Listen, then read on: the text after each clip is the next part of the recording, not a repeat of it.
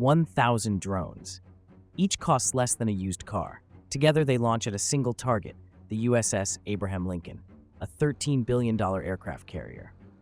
This isn't theory. Military strategists are losing sleep over this exact scenario. In a world where cheap, disposable drones flood the skies by the hundreds, could sheer numbers overwhelm the most powerful naval vessel ever built? Or do 50 years of engineering supremacy still matter when the enemy costs 1,000th of what you do? Who wins this fight? Here's what keeps admirals awake. A drone swarm is exactly what it sounds like. Hundreds or thousands of coordinated unmanned aircraft, each acting as one piece of a distributed intelligence. They're not science fiction. They're operational right now. And the economics are brutal. A single Shahed drone costs somewhere between $1,000 and $20,000. The USS Abraham Lincoln, $15 billion.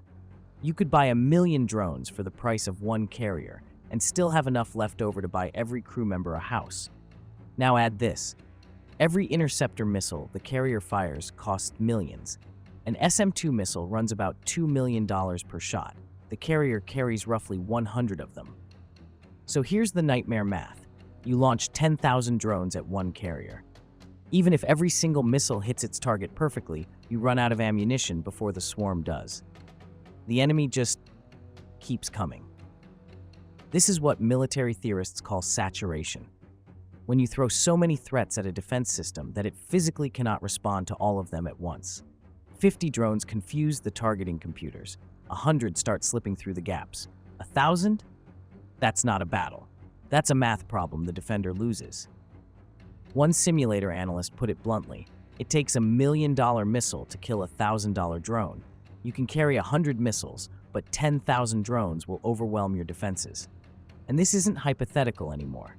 Since October 2023, Houthi forces in the Red Sea have launched hundreds of drones and missiles at U.S. carrier groups. Most were intercepted. But most is the word that matters here, not all. In one attack near the USS Abraham Lincoln, an F-35 had to scramble and shoot down a Shahed Hun-39 drone before it got perilously close to the ship. One drone. Imagine 1,000 arriving simultaneously.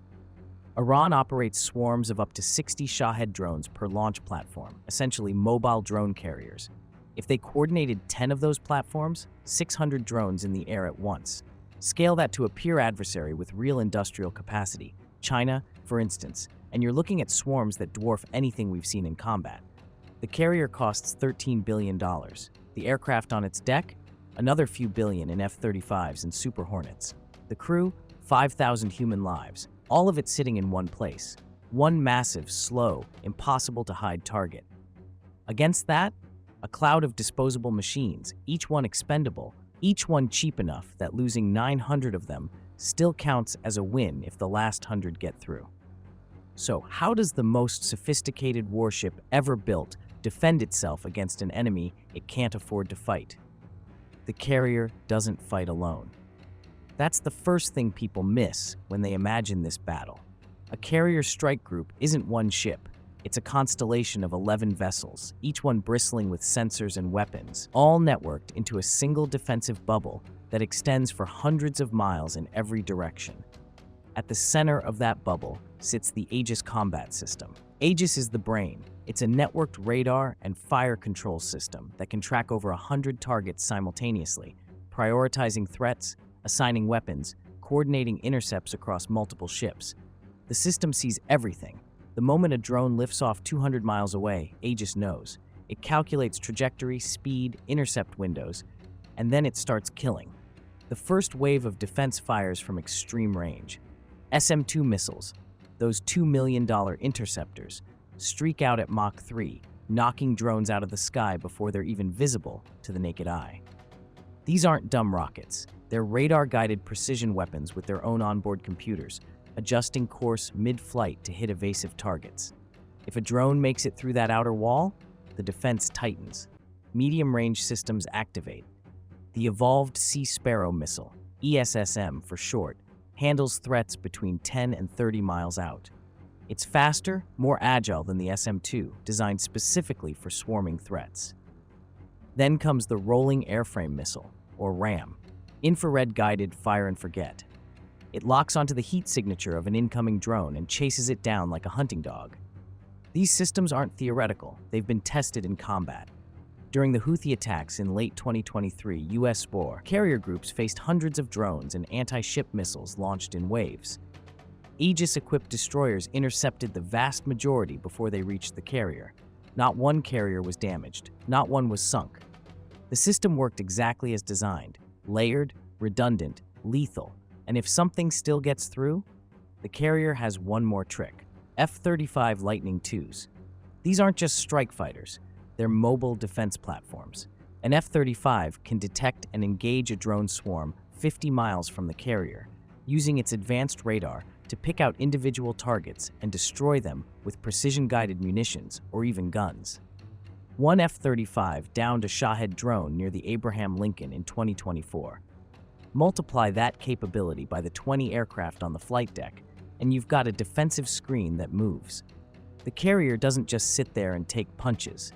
It projects power outward, layering defenses from the horizon all the way down to the deck. But here's what the simulations keep showing.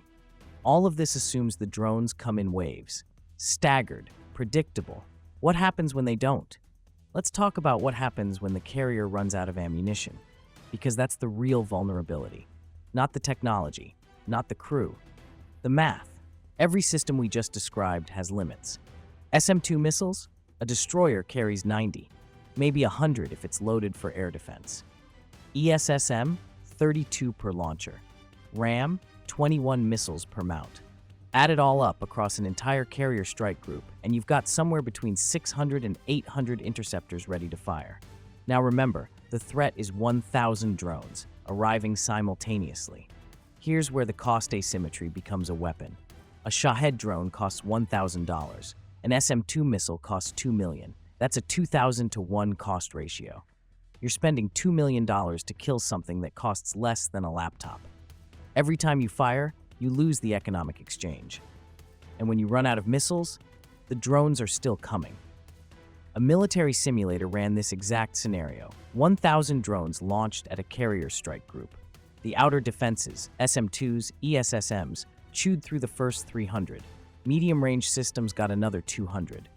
But by the time the swarm closed to within 5 miles, the magazines were empty. The remaining 500 drones reached the carrier. That's when the Phalanx Cygnus activates. CIW stands for Close-In Weapon System.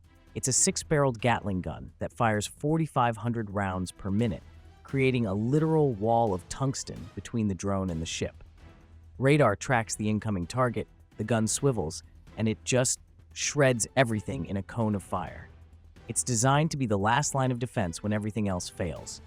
But even Phalanx has limits. It can engage maybe 10 drones before it needs to reload. Maybe 15 if the operators are perfect. Against 500, it buys you seconds, not minutes, seconds. And that's the saturation point. It's not that any one drone is unstoppable. It's that the 10th drone, the 50th drone, the 100th drone keeps coming while your defenses reload. Electronic jamming can confuse their navigation, assuming they're using GPS and not inertial guidance. RAM missiles can intercept stragglers, but when 50 drones arrive in the same 10-second window, the system breaks. One analyst put it this way: it's not about whether the defenses can kill drones. They absolutely can. It's about whether they can kill all of them before one gets through. And it only takes one. A single Shahed drone carries a 50-pound warhead. That's not enough to sink a carrier. These things are armored, compartmentalized, built to absorb damage.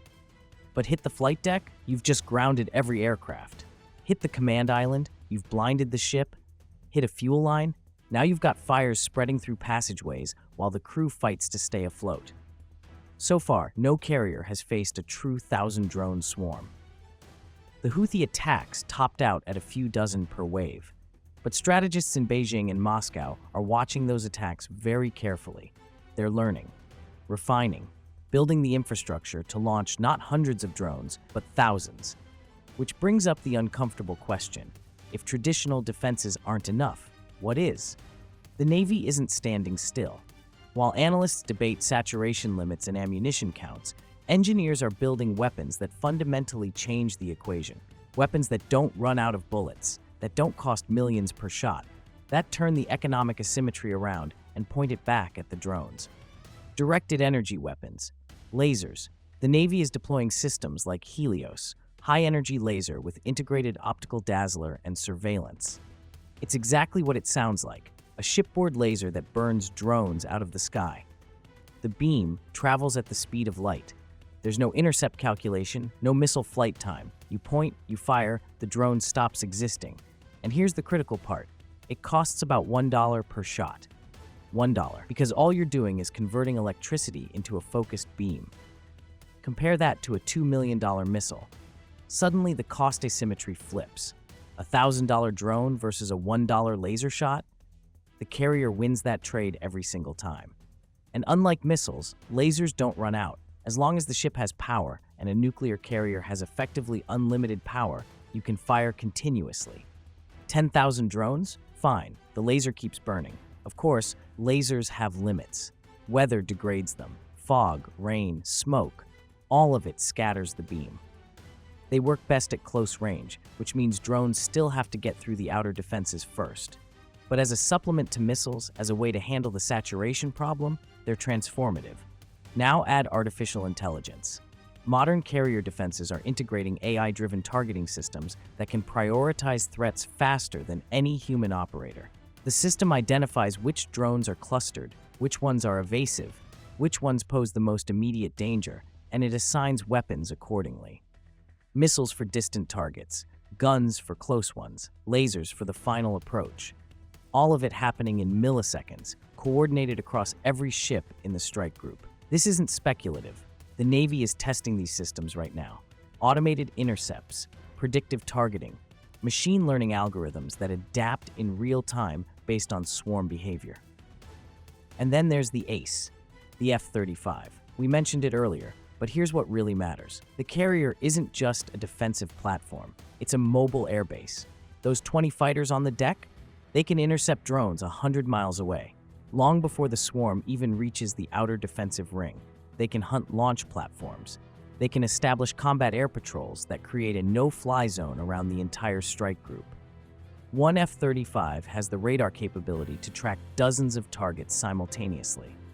Armed with AMRAAMs, sidewinders, even the onboard cannon, it can shred a drone swarm piecemeal, picking off stragglers, while Aegis handles the main body. Multiply that by a dozen airborne fighters, and you've just added a layer of defense that most simulations don't account for. Because those simulations assume the carrier sits there passively absorbing attacks. In reality, the carrier hunts. So here's the revised equation. 1,000 drones versus layered missile defenses, automated close-in weapons, directed energy systems, AI-coordinated targeting, and a squadron of fifth-generation fighters providing air superiority. Suddenly, the math doesn't look so simple. Let's answer the question. 1,000 drone swarm versus a US aircraft carrier. Who wins? Based on current capabilities, real-world tests, and the trajectory of defensive technology, the carrier. Not easily, not without cost. But the carrier wins. Here's why. First, no carrier has been sunk by drones. Not in the Red Sea, not in simulations that account for the full spectrum of defenses. The Houthi attacks launched hundreds of threats, and US defenses intercepted them. Yes, it stressed the system. Yes, it revealed vulnerabilities. But the ships survived, the crews adapted, the technology worked. Second, the Navy is actively evolving. Directed energy weapons are deploying now, not in 10 years, not as prototypes, but as operational systems on active warships.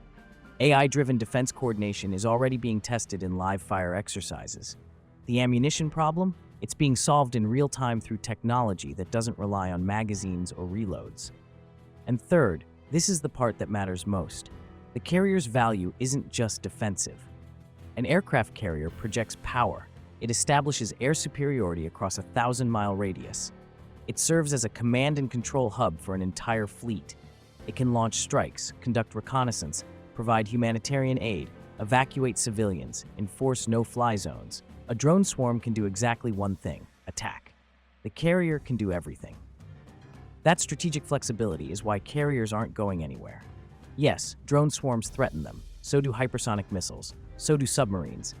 But the US Navy has faced existential threats before. Kamikazes in World War II, Soviet anti-ship missiles during the Cold War, asymmetric attacks from non-state actors today.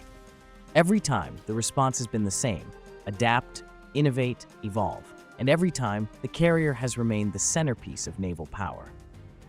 Looking forward, experts predict carriers will become drone motherships themselves. Imagine a carrier launching not just F-35s, but swarms of loyal wingman drones, autonomous fighters that accompany manned aircraft, overwhelming enemy defenses through sheer numbers. The same tactic that threatens carriers today becomes the weapon carriers wield tomorrow. Electronic warfare will dominate, jamming, spoofing, hacking drone swarms before they even reach the target. If you can disrupt the communication between drones, the swarm collapses into individual, uncoordinated threats. And carriers excel at electronic warfare. So who wins? The carrier wins because it doesn't fight alone, because it adapts faster than the threats evolve. Because behind every system, every weapon, every defensive layer, there are 5,000 sailors who train for this exact scenario, who run drills, who innovate under pressure, who don't quit when the ammunition runs low. A drone swarm is dangerous, it's disruptive, it forces the Navy to rethink century-old assumptions about naval combat. But it doesn't end the era of the aircraft carrier. It just ensures that era continues to evolve. The story of the U.S. aircraft carrier is a story of relentless adaptation against impossible odds. And if you're fascinated by the cutting-edge technology, the strategic brilliance, and the human resilience that keeps these $13 billion giants afloat in a world of $1,000 threats, then you'll want to see what's coming next. Because next week, we're diving into how carriers survive the one thing no weapon can stop: Category 5 hurricanes in the open ocean. Subscribe so you don't miss it.